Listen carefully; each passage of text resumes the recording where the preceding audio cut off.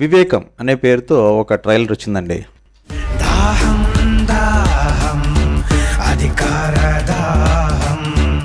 ఆ మధ్య వివేకం అని ఇదే టైటిల్తో అజిత్ సినిమా ఒకటి వచ్చింది. సరే, అందులో వివేక్ ఒబెరాయ్ విలన్ కాబట్టి వివేకం అని పెట్టలేదు పేరు. వివేకం అంటే అర్థం ఇంటెలిజెన్స్ అని. ఆ మీనింగ్లో ఆ టైటిల్ పెట్టారు. ఆ సినిమా అంతా చాలా సైంటిఫిక్గా ఉంటుంది. అయితే ఇక్కడ వివేకం అంటే అది హత్యకి గురైన వ్యక్తి పేరు, ప్రముఖుడి పేరు అని తెలుస్తుంది అనుకోండి. అయినా ఇక్కడ కూడా ఇంటెలిజెన్స్ అనే అర్థం చెప్పుకోవచ్చు. ఎందుకంటే మర్డర్ ఎలా జరిగింది, అసలు ఏం జరిగింది, ఏ కుట్రలు జరిగాయంటూ ఆరా తీసేవాళ్ళు ఇంటెలిజెన్స్ వాళ్ళే కాబట్టి ఆ అర్థం కూడా చెప్పుకోవచ్చు.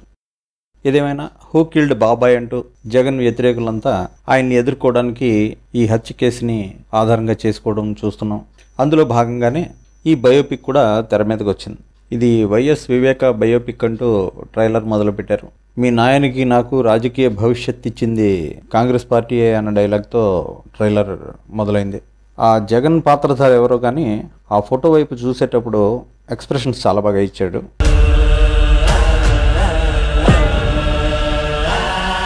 మీ నాయనకు నాకు రాజకీయ భవిష్యత్ ఇచ్చింది కాంగ్రెస్ పార్టీ. మరి ఇది జగన్ ప్రభుత్వానికి గొడ్డలి పెట్టి కావాలనుకున్నారో ఏమో. లోగోలోనే ఒక గొడ్డలి డిజైన్ చేశారు. పొలిటికల్ క్రైమ్ మిస్టరీ అన్నారు. కాకపోతే ఇప్పటికే జగన్ పాత్రని ఆ అజ్మల్, జీవా చేశారు. ముఖ్యంగా జీవా జగన్ పాత్రలో బాగా ఒదిగిపోయాడు. మరి ఈ నటుడు కూడా ఆ మ్యానరిజమ్స్ అన్నీ బాగా పట్టుకున్నాడు, కానీ ఓవరాల్గా ఫేస్లో అంత రిజంబ్లెన్స్ చూపించలేకపోతున్నాడేమో అనిపించింది. మనం పార్టీ పెడుతుండాం. సరే, ఇది ఎలాగా జగన్ వ్యతిరేక సినిమా కాబట్టి ఆ పాత్ర కేవలం మేనరిజమ్స్ వరకే పరిమితమై ఉండాలి తప్ప అంత అట్రాక్టివ్గా కనిపించకూడదు. కాబట్టి ఆ విధంగా చూస్తే ఇతన్ని ఎంపిక చేసుకోవడం కరెక్టే. మనం పార్టీ పెడుతుండాం. దాహం దాహం అధికార దాహం అంటూ బ్యాక్గ్రౌండ్లో సాంగ్ పెట్టారు భయంకరమైన సౌండ్స్ తోటి.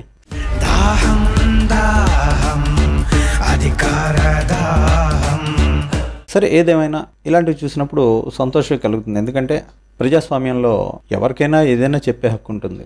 ఆర్జీవి లక్ష్మీస్ ఎన్టీఆర్ తీసినప్పుడు ఎన్టీఆర్ చివరి రోజుల్లో ఏం జరిగిందో ఉన్నదన్నట్టు నేను తీసి చూపిస్తాను అన్నప్పుడు అబ్బాయి అసలు ఆ పేజెస్ తీయడానికి వీల్లేదని వాదించిన వాళ్ళు సినిమాని ఆపడానికి ప్రయత్నించారు. కానీ చివరికి ఆ సినిమా బయటకు వచ్చింది. ఇలాగే ఆ సినిమాలో కూడా చంద్రబాబు పాత్ర ఎంటర్ అయినప్పుడు ప్రత్యేకంగా ఒక నాగుపాము సౌండ్ వస్తూ ఉంటుంది. ఎవరైనా సరే తమ భావాల్ని ఫ్రీగా చెప్పచ్చు అని ఆర్జీవి నిరూపించాడు.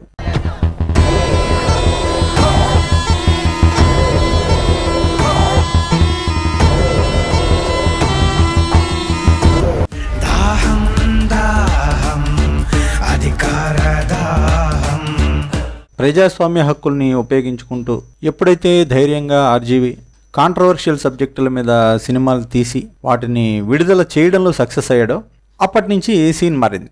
అప్పటి వరకు రహదారుల్లోనో అడ్డదారుల్లోనో ఆ సినిమాలు ఆపేయాలి అని ప్రయత్నించిన వాళ్ళు ఇక ఏం చేయలేని పరిస్థితి వచ్చేసరికి సరే ఆపడం ఎలాగో ఆపలేకపోయాం, ఇక ఆ ఫ్రీడమ్ని మనం కూడా ఉపయోగించుకోవచ్చు కదా అనే ఐడియాకి వచ్చినట్టున్నారు. అందుకే బహుశా ఇలాంటి సినిమాలు కూడా వస్తున్నాయి. అడిగి పని చేస్తారంటావా? దస్తగిరి కదిరికిపోయినాడు. తాము ఏది నిజం అని నమ్ముతున్నారో దాన్ని సినిమాగా తీసే హక్కు ప్రతి ఒక్కరికి ఉంటుంది. అయితే జనం దేన్ని నమ్ముతారు అన్నది అది వాళ్ళ ఇష్టం. ఏదైనా ఒక కాంట్రవర్షియల్ ఇష్యూ మీద సినిమా తీయాలి అంటే గతంలో భయపడాల్సిన పరిస్థితి ఉండేది. కానీ ఆర్జీవి లాంటి వాళ్ళ ధైర్యం వల్ల ఎక్స్ప్రెషన్ అనే దాని విషయంలో ఒక స్వేచ్ఛ వచ్చింది. ఎవరైనా సినిమా తీయచ్చు, అది జనానికి నచ్చితే చూస్తారు, నమ్మితే నమ్ముతారు. ఈ వివేకం సినిమా కూడా అంతే, ఇందులో తప్పేమీ లేదు. దీన్ని ఆపొద్దని ఎవ్వరూ అనలేదు. ఇప్పుడు ఈ సినిమాలో చూపించిన విషయాలు కొంతమంది నమ్ముతారా? ఓకే, అది వాళ్ళ ఇష్టం. దానికి జగన్ కానీ ఎవరు అడ్డుపడలేదు, అడ్డుపడకూడదు కూడా. అదే ప్రజాస్వామ్యం. అసలు ఇలాంటి స్వేచ్ఛాయుతమైన వాతావరణమే ప్రజాస్వామ్యంలో ఎప్పుడూ ఉండాలి. ఫలానా వాళ్ళ గురించి మాట్లాడనేకూడదు అని జనం నోరు నొక్కేయడం గొప్ప కాదు. ఇలా తమ అభిప్రాయాన్ని జనం ముందు పెట్టగలిగే స్వేచ్ఛ ఉండాలి. జనం ముందుకొచ్చిన ఈ వెర్షన్స్లో ఏది ఎక్కువ విశ్వసనీయంగా ఉంటే జనం అది తీసుకుంటారు, నమ్ముతారు. చూద్దాం ఈ వివేకం సినిమా ఎందరి విశ్వాసం చూరగొంటుందో. ఇందులో ఉన్న కాంట్రవర్సీలు ఇవి కూడా కొంతమందికి నచ్చచ్చు, నమ్మబుద్ధి కావచ్చు. ఈ టీంకి కూడా బెస్ట్ ఆఫ్ లక్ చెప్దాం. అదే కదా ప్రజాస్వామ్యం అంటే. ఒకప్పుడు ఎన్టీఆర్ని విమర్శిస్తేనే గోల చేసేసే పరిస్థితి ఉండేది. లక్ష్మీస్ ఎన్టీఆర్ సినిమా మొదలుపెట్టినప్పుడు వర్మ ఎన్ని ఇబ్బందులు ఎదుర్కోవాల్సి వచ్చిందో అందరం చూసాం. మొత్తం మీద ఇప్పటికీ ఒక స్వేచ్ఛా వాతావరణం ఏర్పడింది. ఏదేమైనా కాంట్రవర్షియల్ సబ్జెక్ట్స్ మీద ధైర్యంగా సినిమాలు తీసి ఓవరాల్గా ఇలాంటి ఒక స్వేచ్ఛాయుతమైన వాతావరణం కల్పించిన ఆర్జీవీకి అందరూ థ్యాంక్స్ చెప్పాలి. ఈ వివేకం మూవీ టీంతో సహా. ఏది ఏమైనా సరే జగనే సీఎం.